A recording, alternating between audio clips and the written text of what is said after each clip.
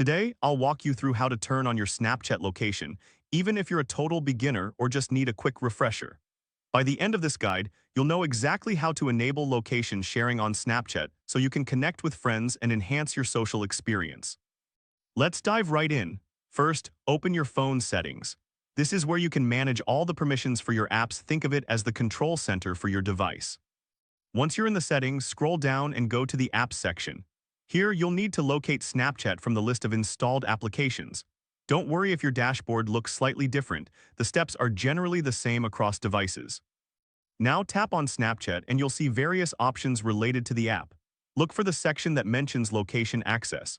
Make sure that location access is allowed for this app. This step is crucial because without enabling this permission, Snapchat won't be able to share your location with your friends.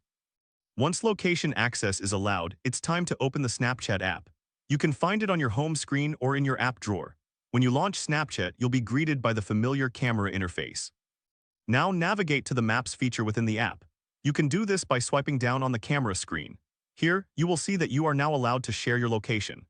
This feature allows your friends to see where you are, making it easier to connect and share experiences in real time, just like meeting up with friends at a favorite hangout spot.